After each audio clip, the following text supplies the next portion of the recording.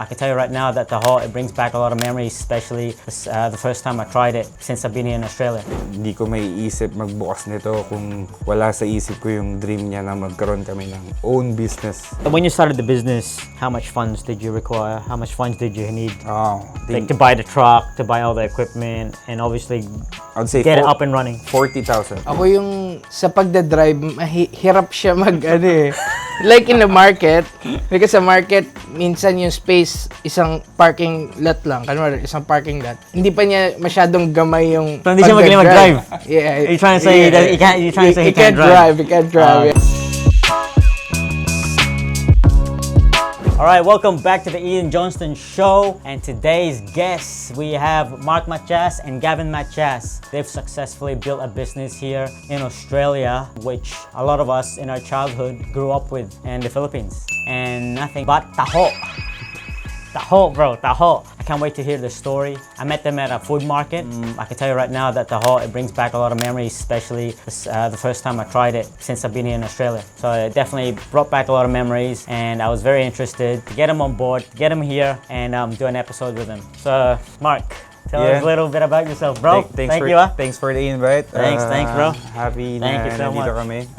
Like you said, nakakatuwa kasi pares tayong starting up. Yeah, definitely. So, nakakatuwang balikan niya in the future once we make it. Then, yeah, talagang thank you for the invite. No Thanks problem, for man. the opportunity. And hopefully, with this podcast, namin yung reach namin na Definitely. maraming makaalam sa WA na may nagtataho dito, fresh off the truck. Yeah, man. So tell us about the Taho. Why Taho? Why did you choose Taho? I mean, Taho is obviously something very basic back home, pero here it's very unique, isn't it? That's true. Mainly yung Eureka, yung business namin, talagang siya, created because of product namin is frozen yogurt. And utilize ko yung yogurt namin sa company where I work for. So it's a Mandela one. It's an iconic WA brand. With arrangements sa boss ko, happy na utilize yung yogurt for free. Yep. So yeah, converted into frozen yogurt because of the Yochi craze as well. And para malaman ng mga WA brand as well or WA consumers na yung dairy products here in WA, it's top notch. We don't have to go elsewhere. Oh, wow. So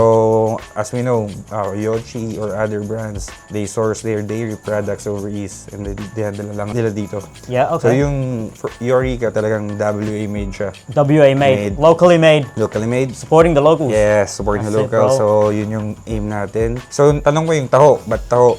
In-anticipate ni Mrs. na winter. Kasi started February last year. In-anticipate ni Mrs. na, mag-winter. So, baka wala masyadong mag-consume ng froyo dahil malamig.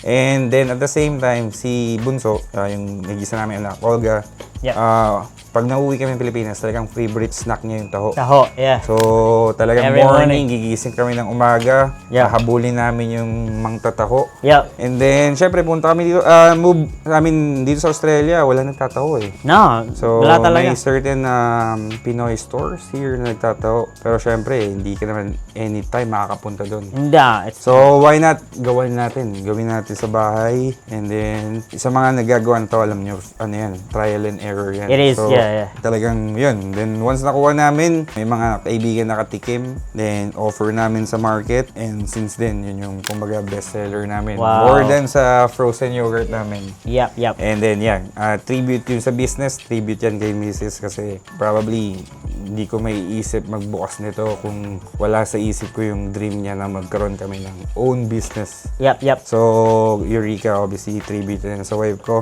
kay Karen. Yeah. Shout out to your wife. Shout out, Karen. Love you, Mama. Yes.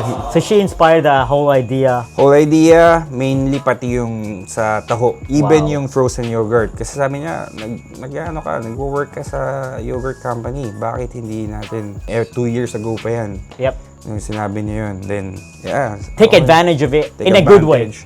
Yeah. And yun lang. Gusto lang talaga namin yung WA Dairy. Yep. Kasi WA Dairy is, I won't say dying, pero andun sila taon-taon nababawasan sila. Oh, okay. So, yun yan. Mga nanonood, talagang support yung WA brands. few here. We have Mandela, saan ako nag-work. We have Browns, we have Harvey Fresh. So, plenty pa. Pero That's yun, good. ano lang, pay attention lang na kapag nag-market, talagang support yung locals. Support the locals. That's what I like, man. And it's just good to support the community at the same time. So I think a lot of people will be very, very happy na you guys are doing that. You're supporting the locals. And at the same time, yun nga, yung taho, like you said, para siyang rare commodity here in WA, Oh, especially. it's a definitely rare Overseas, so yeah, shoutout na lang sa mga overship, mix, wells, even Cariton, sorry, yung mga nagtataho. Pero ito, kumbaga, sa amin, we don't offer anything fancy. Yeah. O just special lang siya kasi talagang, I think, natikman mo siya. Oh, Mas man. matikman mo, talagang yung cravings mo, yung pagkahupa ng pagkamis mo ng taho sa Pilipinas, talagang mababawasan. Yeah. So, yun lang naman yung bentahin namin sa taho namin. Yeah, it's good. It gives you that, like I said, the first time I tried it brought back a lot of memories in my childhood. To me, it was, it hit home. Yeah. It hit home, bro. It hit home. That spot hit home. Explain to the viewers, what is taho, what ingredients are there, and how is it made? So, yung taho, obviously, product siya na nakuha natin from mga Chinese migrants during barter change na dinevelop ng mga Pinoy. That's why, yung mapansin mo yung isang marketing tools namin, Yep. makikita mo yung iba't ibang version ng different Southeast Asian countries. Sa China, meron, tawag nila doon Dowa.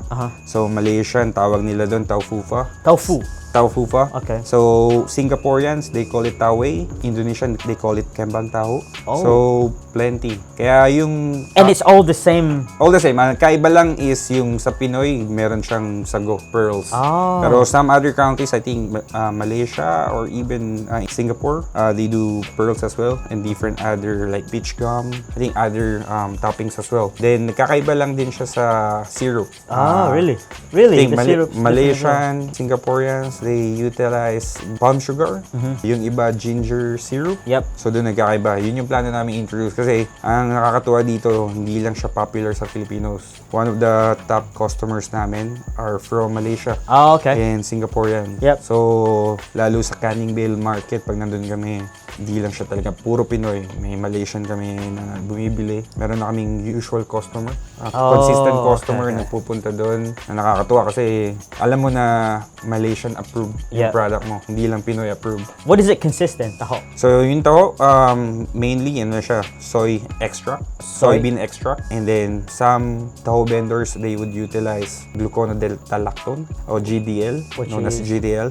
Siya yung nag-perform ng taho. Uh-huh. So, from milk into gel Okay. or bean curd. Okay. Then, some would utilize magnesium sulfate. I think magnesium sulfate or gypsum. So, yun yung ginagamit. Then, yun lang. Mukha lang siyang... How many ingredients in total? So, from let's say soy milk, then GDL or slash gypsum, then you have your brown sugar syrup, Yep. and then you have your sago or tapioca Sago. pearls. So, pretty much, yun, diba? Yeah, four. So four ingredients. Wow. So, 4 ingredients. And it's a sweet.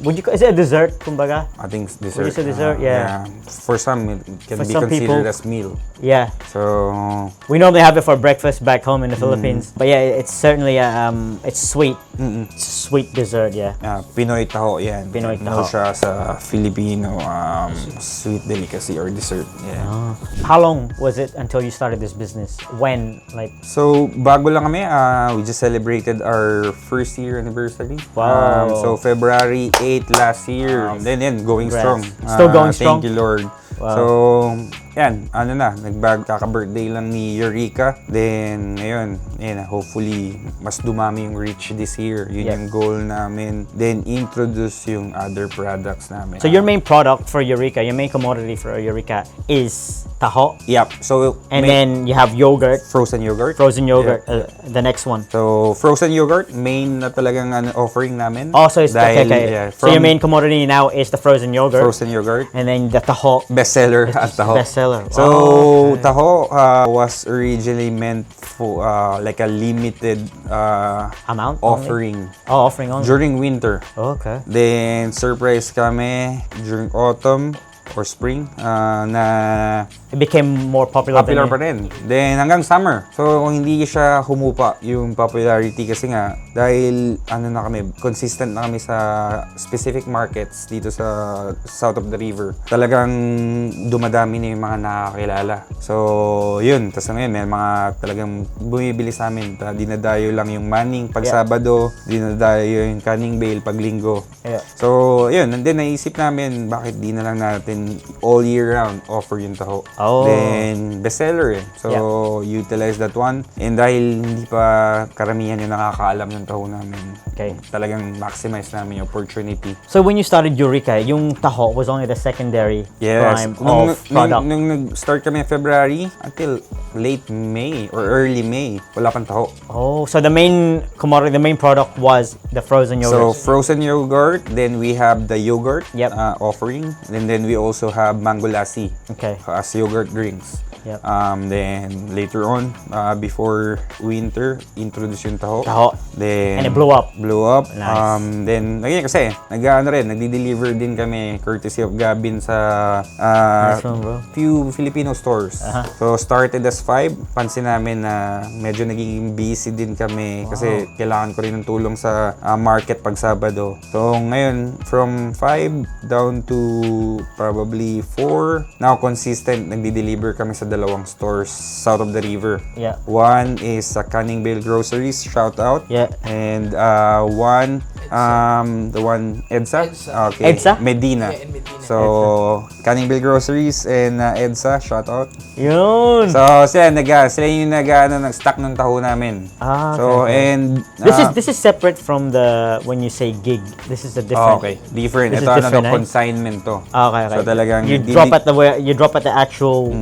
So source. we make it from our trailer. Yep. And then from our trailer, magbibigay lang kami ng let's say 10-15 kay Canning Bale Grocery, 10-15 kay EDSA. And awan ng Diyos, lagi namang sold out. So It's always sold out, right? Wow. So talagang may specific kami na So you have an agreement already with the. consignment. Kung ano consignment. yung nabenta namin or nila, yun dun lang yung babayaran nila. Oh, So okay. then kasi yun, like I said, awa ng Diyos kasi walang nasasayang. Yep. Most of the time, walang nasasayang. So, yun yung nakakatuwa. Kaya, yun din yung reason kaya nag-focus muna kami sa dalawang stores, lalo mainit. Yep. Kasi sa iba, talagang medyo may balik eh. So, sayang naman pag hindi nauubos. Yeah. Pero yung dalawang stores na yun talagang very good. supportive ng taho. So, That's yun, good. That's shout good. out, shout out. So you support the local branches, the groceries, and pareho ba siyang groceries? Oh, pares lang. Asian, Pinoy stores. Okay. So, you're supporting the Pinoy stores as well,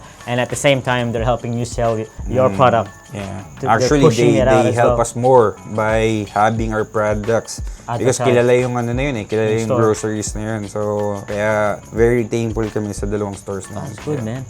You're helping each other out. Yeah, yeah. How much does it cost to start a business like this? Siguro kung looking back, kung mayroon lang akong hindi man regrets, pero siguro yung sabi ni Mrs. ko, sasabihin niya, I told you so. Start basic lang muna. Okay. Siguro kung nagsimula ako ng taho, Yeah. talagang okay. Talaga kasi wala, like you said, 4 ingredients. You don't need much equipment. Probably kailangan mo lang ng bain-marie to keep the product warm, induction, and generator to power up everything. Pero ngayon, dahil may frozen yogurt kami, meron kaming machine. Yeah. Which is, so far, dahil kakasimula lang namin, yung kinikita namin, 25% na pupunta dun sa renta. Wow. So, So, renta ng? machine. Oh, okay. Rather So you're than renting the machine. purchasing it outright, we're renting it. Is it cheaper? Cheaper. To Pero rent pag may pera ka, mas magandang bilhin mo outright. So you don't have to worry You about. don't have to worry about it. And then, Sourcing it mapapacket mo na lang yung income. Okay. When you started the business, how much funds did you require? How much funds did you need? Like to buy the truck, to buy all the equipment, and obviously I would say get it up and running. 40,000. 40,000. So, 40,000. for the trailer plus the soft serve machine, 40,000. Everything Everything. to get everything up and running. What's the turnover? Have you made the turnover? turnover? So, turnover, so far, more than what we expected. Really? Pero hindi pa wala pang ROI. Okay. So, we're still working on that one. ROI. Yeah. Return of Investment. investment. So, we're looking at after this year. So you've invested so far into this business 40 grand. 40 grand. Yep. So far, siguro yung majority na pupunta muna dun sa renta, yung sa kailangan namin ng loan for the trailer. Kaya like I said, early on, kung nag-start small kami, kung let's say, taho muna yung in-offer namin, then eventually baka nakapag-invest kami agad nung sa soft serve machine and then the trailer, then we don't have to worry. Parang learning. okay. So So you think that if you were to sell the product of taho, you think you would have generated more cash in the yes, beginning? for sure. Do you think that would have lasted long, or would that have like? Because now you said that you've just started the taho, a few months just after you started the business, but it's still going strong just now. Going strong. Okay. So talagang ano sila, parang hot and cold. Parang they work hand in hand. Okay. So, kasi meron kaming specific market ng froyo namin. Then may asay din kami. May asay kami. So meron kaming talagang customers na talagang yun yung pinupunta, frozen yogurt or asay. Then meron din kaming customer na talagang yung ang ano lang is yung taho. So talagang hand in hand. So I think nag-work siya kasi pares namin ino-offer yung dalawa. What are your values in terms of your business So I think sa for your customers? Sa customers, I think customer focus kami. So gusto namin kompleto yung binibigay namin na service. So kung kailangan namin mag-go beyond, kung kailangan namin may order ng ganito, puntahan namin. Kasi bukod sa pagdi-deliver sa stores, may mga nagko-contact sa amin, gusto nila magpa-deliver sa bahay. Wow, So okay. ganyan. So pag ganyan, talagang out of way, doesn't matter. Talagang gusto namin kasi, talagang sabi ko sa'yo, hindi pa masyadong marami nakakaalam ng taho sa WA. Yeah. So, siguro yung alam lang nila nagtataho is from the Pinoy stores before. Then, pero yung fresh off the truck, food truck, I think wala pa masyadong nakakaalam nun. So you're willing to go those extra lengths Extra lens. just to provide the customer service so they're satisfied. Satisfied. And, They can spread the word. diba? spread the word. So how many products do you plan to have by the end of this year? so, by the end of this year, meron kaming plano kong magbukas ng isa pang brand na focus lang sa taho. Just solemnly on taho. So one more food truck. Ito, Marky naman. So, Marky? kumbaga, Oh. diba dapat, ang learning mo is, sabi ko sa'yo, dapat start small muna bago ka magano. Ngayon naman, kung ano yung learning ko by having this expensive machine and then this trailer, ngayon, kami, focus kami sa low cost pero generating a lot ng income. So, kaya Marky, A marquee is ano yung Marky is like 10, gazebo. Oh, okay, So, yun yung shoutouts pa Soy Premo, yun yung pangalan ng isang brand na ilalabas namin. Focus lang siya ngayon sa taho and mga tofu. Okay. So, pretty much kaya Soy Premo.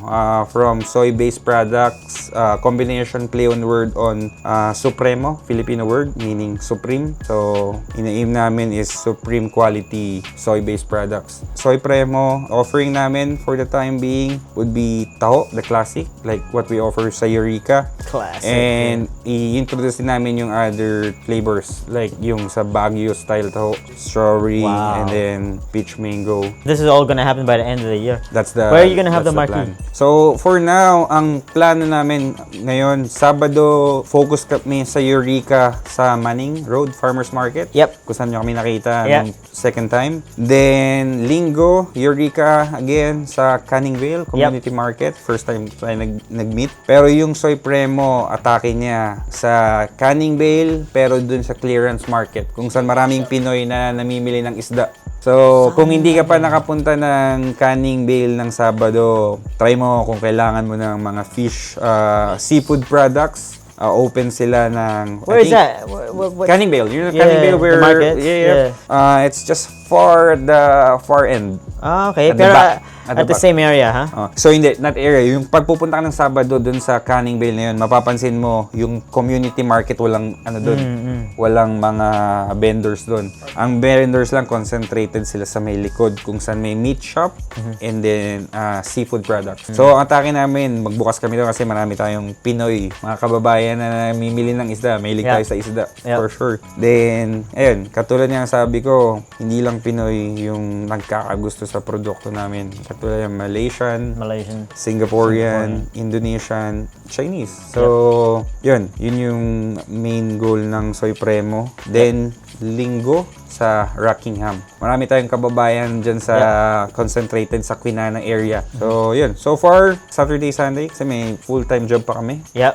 So really, this is just another side hustle. Side hustle. Would you So, okay. So pero it's a side hustle. aim natin, like everyone else na may business, magkaroon ng brick and mortar or meron tayong physical store. Yeah, So, that's what I was gonna ask yun you. yung within 2 to 3 years. After Taho and the yogurt, do you plan to just to make that market grow, make that product grow? And Siguro yun, yung frozen yogurt, for the sake of as well na keeping WA Dairy alive, maintain siya. yeah. So, supporting the local dairy farmers, yun yung goal. Yeah. Taho, obviously, sa Pinas, tayo naghahabol. Ito, by having physical store, having a consistent market, We are the one that's oh, trying to chase tayo after na the yung, people. So, Yeah. alam na lang nila kung saan pupunta. Hindi Yeah. na nila hahabulin pa. Once- Punta lang sila at their own convenient time, date. Alam nila kung saan makikita yung Eureka or Soy Premo. So once you've got yourself properly established, people will come to you. You Yeah, won't yeah. need to, reach out to them. Yeah. They'll find you. So, yun yung That's like one of the goals. kagandahan. So, yung kagandahan, saka yun yung talagang looking forward kami. Magkaroon ng physical store, pero ayaw naming madaliin. So, talagang ni-enjoy namin yung process. Trust the process, ika nga. Determined naman kayo, no? Yeah. Determinado. So, determinado. Show up lang. Yun nga. Yep. Minsan, lalo pag maulan, ma-feel mo, worth it bang mag-drive from Byford to Manning ng maulan? Pero importante talaga. Kasi hindi mo alam Having a business, talagang hindi mo alam. Minsan may matumal, minsan malakas. Importante show up. Yeah. Dun mo Be consistent. Be consistent. Dun mo You're gonna have your bad days, you're gonna have your good days. hindi mo masasabi na nung time na yun, baka may maano ka na reach, ma-expand mo yung reach mo sa customers na babalik-balikan nila. So, yun yung feeling ko, like yung tanong mo values na natutunan namin na pinagbubuti namin ngayon is yun lang. What do you want your, consistency. so going back to that, what is your number one goal? What do you want your customers to walk away with? Anong mindset nila? What do you want them to walk away with? As soon as they've tried Taho, what do you want them to experience? As soon as, Tingin soon na as they walk away from the nakakataba van? ng puso is pag lagi nila sinasabi, uy, parang Pinas. Yeah. Then doon, feeling namin kahit papaano napapawi yung pagka-homesick. So, yun, doon lang. Masaya na kami. As soon as Masaya they na say kami. it hits home, Yun. masaya na. And we've done our part. What about in general, like to the other customers, like the other cultures, like just to broaden your view? What would you want the customers to walk away with as soon as they've tried Taho? Siguro na Especially if namin, it's their first time. na namin yung from different countries. At least na showcase natin na yung Pinoy products. Yes. Talagang, I think, world class, I would say. Yep. Or for this reason, siya, talagang Unique. Sa Asian demographics natin talagang, masarap pala yung taho ng, ng Pinas. So, at least, hindi lang sila naghahanap ng tau fufa kung Malaysian or taway kung Singaporeans. Alam nila pag nagki-crave sila sa particular product na yun, may taho ng Eureka or Soy Premo. So, at the same time, alam nila na, ano pala ang Filipino products. So, yun yung dun kami So, natutuwa. kumbaga, you just want them to walk away with the thought na, wow, Filipino food tastes Yeah, really yeah, good. yeah. Kasi, like, majority, especially, if you go back into it again, like I mentioned, yung Western world, an ordinary person, just trying Taho for the first time, they won't really have knowledge about different types of Taho, Singaporean and Yep. Malaysian. They're obviously just going to try the Filipino one, Filipino, diba? yeah. And then once they try that, they'll be like, oh, fuck, this is amazing, man. And then they'll say, where's this country made from? Who makes this? Sino gumawa nito? And then as soon as they say Philippines, oh wow, this really tastes good. And then obviously it's gonna put a dent in their memory now. Or Okay. Philippines on the map. Philippines, kumbaga, yeah, that's it. Cuisine. So, yun yung nakakataba ng puso. Pag na-appreciate ng customers from other countries, na-appreciate nila yung product. And at the same time, bumabalik. So, talagang, na, you're doing something right. Oh yeah, as soon as they come back, you know, they Yeah. want more. Yeah. Definitely, you're doing something right So, there. you know that you have a product that you can be proud of. That's good. So- That's good. Mga downfalls, like may naisip mo na ba? Like, especially ngayon, bro, like, you know, especially ngayon, we're going through, I think everyone's aware, the whole world is aware what we're all going through right now, yung global crisis, you know?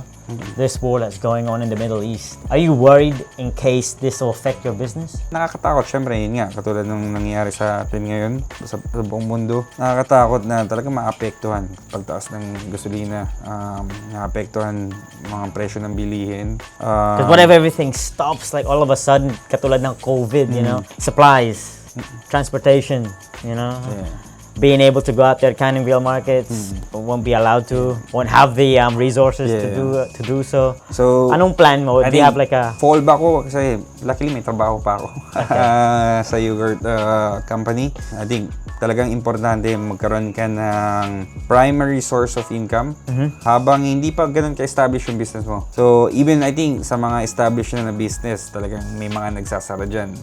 For me, I think importante yung primary source of income and keep on innovating. Keep on innovating. Do you have like talking to previous business owners as well? They mentioned about having a 3 to 6 months buffer in case like something happens to the business. You know, you have all this funds here. You know, 3 to 6 months that will kind of help you get through, at least get by. So, may plan? Do you have something I think like that? siguro yun, katulad ng sinabi ko, going back, yung having a full-time job, yun yung nagpo-fuel sa business in terms of that. Pero yung mga 3 to 6 months, I don't think, kung wala akong work, I don't think makaka-survive. Okay. So, I'll just be upfront and honest. Yeah. Talagang, mahirap. Okay, how about this one? The price. Like, would you consider the price affordable for a middle class family? Yeah. Yeah. I would say yes, yung offer namin for that size, which is what, 250 to 300 grams per cup na taho. $5? $5. Yep. Yeah. And then the yogurt is $6. $6 a small cup, and then $11 for a medium cup with 2 toppings, Yeah. and then large for 3 toppings for $13.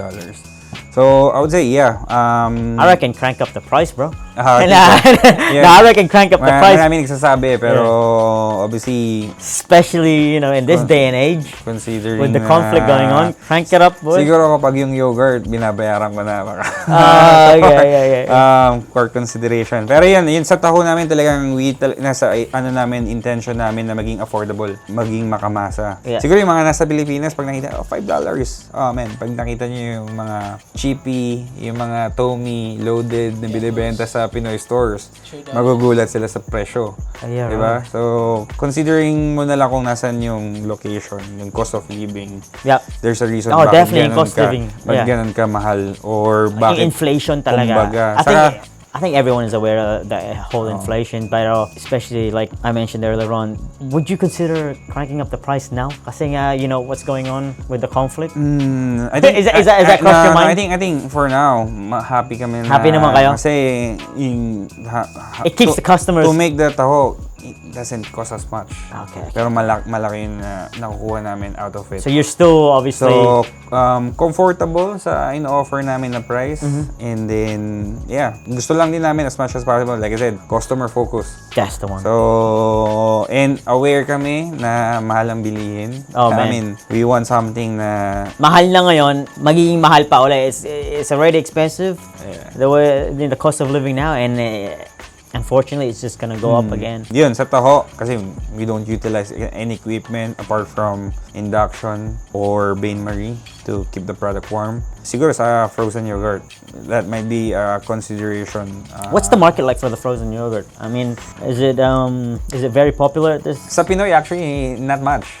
Siguro, unless makapag-introduce kami ng Filipino products like ube or pandan. Ngayon, popular kami sa mga Aussies. Yeah, mga They love the yogurt, eh? Yeah, Yung mga Aussies. they So the love Western, frozen yogurt. so you gotta, so okay, that's good then. So yung taho is not solemnly just for Asians. Asians, pero yep, I would majority is just for the Asians, diba? And then the Western, they're more into the yogurt. Or yogurt, acai, then our mango lassi.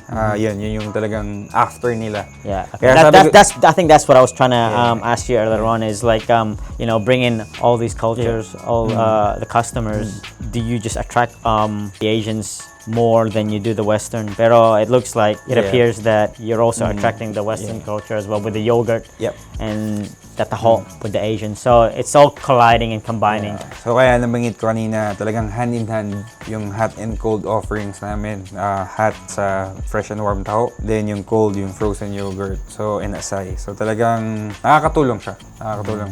Like I said, dapat you know the market as well, you know what Do your customers- research. Do your research. And saka importante, naniniwala ka sa product mo. That's the number one. I bro. think that's it. Naniniwala ka Believe sa product in your mo. product. So, Kasi if you don't believe in it, then no one is gonna believe in it, di ba? yung taho namin, I mean, kung hindi nagustuhan ng anak namin yun, kasi like I said, hanap niya yun. Yeah. Nalaman lang namin na, okay, this would work kasi nagustuhan niya. And you So, believed in your child. Yes. And sa kay Mrs. That was So, enough. That was enough to start the business up. Then, yeah, that's why even now, even 6 months in, even after late na introduction ng taho, it's our best sellers. That's So, best seller, yeah. The majority of people that I've spoken to who didn't go to school and studied business pero had the determination, they're the one who succeeded. I think it's the comfort zone. So, you need to jump out of your comfort zone Yeah, to it's- start executing things. Yeah. With all the success, excitement in your life ngayon, would you have chosen to come to Australia if you were earning the same figures now in the Philippines? Sa akin, back home, man. I mean, back home. What would you? That's home. Yeah. What would That's you home. rather? Back home in the Kung may Philippines pera or ako, here? like...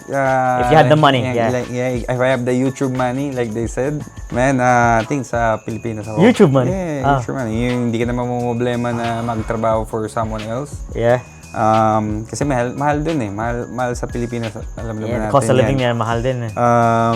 Pero syempre, nandun yung yung pamilya. Like, nandun yung tatay ko so far. And yung... Families back home. Families back home. I want my daughter to obviously be with my dad as well. So we're planning to bring him here. Pero kung ano talaga, If you're earning the same income, same income, as you are here in Australia and the or Philippines, here, you'd go back I to think the back Philippines. home. Pero here's the, like, obviously, even for you, this is the second home. Yeah. So, we love this place. Pero kung may option man, kung Pilipinas or here, think Pilipinas pa rin. Yeah. So this whole business that this was your wife's idea, yeah? This is her dream. Yeah, I would say so. So, But what's your dream? keep them happy. Then, Do you have and keep them happy and then makapag-provide sa kanila. Okay. Which is nagagawa namin dahil dito sa business na to. You're happy to have this business Yeah. because you're able to provide for your family. So, I think kung magagawa lang namin, kung magiging ano lang to, magiging family business, lahat kami nag-chip in, making it work, I think yun lang. Contented na ako. So that's the goal, eh? Like I That's said, the goal. kung ano yung kinikita ko man lang sa current job ko ngayon, tapos kitain ko man yun dito sa business na to, I think I will leave my job and focus on this one. Okay. What do some people not realize about running a food business? Hindi siya madali. It's not easy, yeah. It's not easy. You have to wake up early morning and then yung trabaho, hindi siya natatapos after market. So, kailangan mo ba mag-pack up? And at pagka-pack up, kailangan mo pa maglinis. So, yun yung mga work behind the scenes na hindi nakikita rin ng mga obvious customer. Kala nila, once All they makapag- see is that, you know, that product in front of them. Yeah. You know, they don't see Or once they're operating, during operating hours, that's it. I think may mga time all they na- see is yung mga accolades, all this excitement around you when you're in business, diba? And then they see that product, oh, very nice, yummy, pero they don't see what's behind the scenes. So, What yun, goes- yun. I think, for some, I think it's not sustainable. I think having a food truck, that's why people with money would prefer having brick and mortar or shops. They say food truck, what? You gotta go there, you gotta drive there, you gotta set it up, and then you gotta maintain it as well. So, might as well Where do you park it? At home. At home, So, sa bahay namin. So, dun. Siguro yun yung nagpapahirap sa having a food truck business is... It's not as not easy as it It's looks. not as easy. Give me 5 advantages and 5 disadvantages. Did I Um, say it right? 5 advantages and 5 disadvantages Siguro of yung having a food mga, truck. isa sa 5 pros ng having a Pros food and truck cons, business. Siguro yung rent. The rent. Yeah, wala kang consistent weekly rent. Yep. Wala kang outgoing. So that's your advantage? Yan. I think yan yung pinaka That's the biggest. biggest kaya maraming nagpo-food truck din. You don't have to worry about that. So you don't have to worry about rent. That's an advantage. Okay. You can operate within yourself, within your family. It can be me and just Gavin and my wife operating. Flexibility then. Flexibility. Yun. Third one, I think for me, you get to be around Perth Metro. Okay, being at different locations. Different locations. Not being stuck at just one. Unless now, because I think you can consider having a good social media footprint to do that. So you can reach a broader range of customers. And then they follow you, and then If they can't come to you, at least you have the ability to go to them. So I think yun yung ano ng food truck din. Okay. Fourth one, yun, I think siguro thing sa income. Dahil wala ka masyadong iisipin sa renta, wala ka masyadong iisipin, mas makakapag-packet ka ng Your financial stress is very low. Yeah, I think so. Fifth one, siguro yung community. For me, community kasi, oh man, we love being, even I mean, wala namang kaming preference or favoritism. Pero yung sa Canning Vale for us, man, iba yung community dun eh. Hindi siya kaya siya tinawag na Canning Vale Community Market. Pero iba yung interaction ng mga fellow stallholders. Oh, okay, yes. And siguro, isingit ko na lang that's yung good. sub-pro is yung having a food truck is, let's say, I can have this frozen yogurt can be traded into a croffle. So, may parang barter change na... With the other food truck yes, businesses. yes. Oh, okay. So, you don't have to buy. So You having can good just- relationship with Yeah. the community. So, I Wow. think That is for me, yun. I reckon that's the main one. I reckon that would be community. the main. I think Just community. that, having that, maintaining that good relationship with the community, So- with the customers, and with the other owners, with business owners. So, That's think actually for good. me, yun yung Because you all share one goal, one go. diba? Yeah. And that's what Make the business grow. you make the business or grow. Work. Yeah, that's it, man. Make the So, business grow. All right, Gavin the man. All right, Gavin Matias. Think, Give me 5 disadvantages disadvantages. of having your own food truck business. Maraming competitors.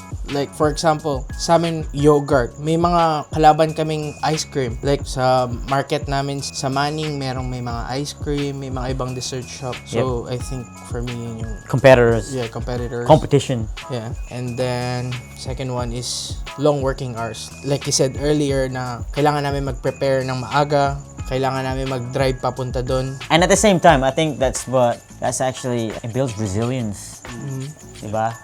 Doing that stuff na you're actually working for your own, to one day achieve like a big, to have a big business that you're going to be proud of as well. To have a business that's going to reach out to a lot of people, and especially something that your children's going to be very, very proud of. I think all that hard work and hustle in the beginning is going to pay off one day. What's the third one? Limited space, I think. Limited Because space. For our food truck. Oh, Because- no, that's a good one as well, man. limited space, Yeah. Kasi maliit lang. Yeah, Kasi food maliit truck's lang very yung small, food truck, isn't it? and then And minsan then you can only fit how many people?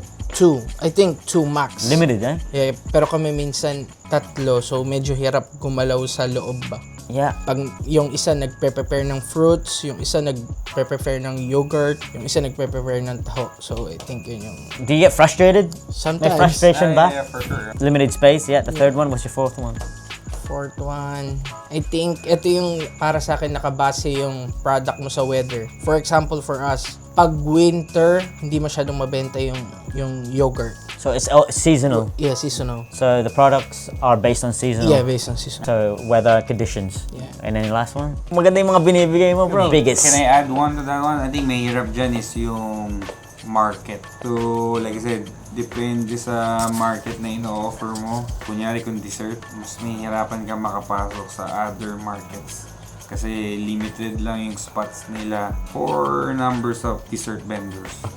Alright, si Gavin naman, like, let's hear your story. Share your story. What's your role within the business? Ako yung sa pagdadrive, hirap siya like in the market, because sa market, minsan yung space, isang parking lot lang. Kanwari, isang parking lot. Hindi pa niya masyadong gamay yung So, hindi siya magaling mag-drive? Yeah. Are you trying to say that he can't drive? He can't drive, Oh, yeah. okay. So you support in ways like Yeah, driving, delivering products. delivering products. Yeah. What about assisting? Preparing as well. Oh, so you play a significant role Yeah. then within the business. Yeah. A vital role. Yeah, Kasi vital if you didn't have your support, I think Mark would be struggling a little bit, won't he? Yeah. Diba? So if Mark needs some supplies, Yeah, you're I can- always there Yeah, I'm always to there. help out. See, Gavin, you're a student at the moment, Yeah, yeah? student studying nursing at Curtin Uni. Yep. Enjoying it? Yeah, enjoying it. Yeah. Yeah. Not convincing Alright, give me a. Yeah. If you were to start your business, ano klase? What sort of business? Food din? Naisip Related? ko catering. Catering. Yeah. Catering. Uy, Catering bro, business. malaki ang pera sa catering, ha? Yeah. Malaki ang pera sa catering, ha? Pero parang gusto ko din yung, kumbaga yung parang marquee. Yung Oh, kagaya sa kanila. okay. Pero mag-serve ka lang ng, To have your Yeah. own standalone Yeah, shop, standalone Marky as well. yeah, like Carinderia type Mm-hmm. na gusto ko dalhin dito sa Australia. Australia. Cu- Yung mamimili sila ng mga pagkain sa... A buffet? Yeah, like buffet. Okay. And cuisine will be Filipino then? Yeah, Filipino. So then yung business na yun, it's gonna be after, After, a few years after. yeah, after. Taho, you like taho obviously. like the, yeah. Okay, personally, like what do you think of your brother's business? Proud Definitely? ako sa kanya na kung ano na yung nararating ng business niya. That's good. So you support him full? Yeah, support him full. That's good, that's Because good. he realized we only have one car. I leave him here. Ano kasi isipin mo? Mahirap mag-grab. Mahal pa ngayon. Mahal pa yung ano. Baka mamaya hindi ka papasukin sa bahay pa. Sa labas matutulog. Lalabas ka pa matulog. Your wife really has a significant role. Oh, for sure. Siya yung talagang Core of idea the- niya to eh. Would you say So, she's like the core of the, siguro the business? ako yung engine, siya Yeah. talaga yung Nagna-navigate. navigate. So, She's really like the core. siya of the business. Kasi ganun yan, katulad nung kahit sa The backbone of the business? Backbone, yeah. Talaga, wow. So, this one, probably wala to kung di dahil sa idea saka sa push niya. So, yun, shout out. So it was all her. Yeah, all her, all her. Wow, ang galing. Kaya, Very- sabihin niya man Very na hindi smart. ako nakikinig sa kanya, pero I do. Totally, yeah, very Yeah, smart, very business minded. Mm. You know, not just you, pero the whole. I mean, sorry, not just kayong tatlo, The you whole know? crew, Yeah, yeah, the whole crew, you know, the whole crew. You're all So, business minded. yeah. It's good na you have each and everyone's full support, you know. Importante yun, being on That's very important to one have a page. business. But anyway, I'd just like to say once again, thanks, Ben. Once more, huh? Once more, bro. And tune in for the next episode. This is it for us. It's almost midnight.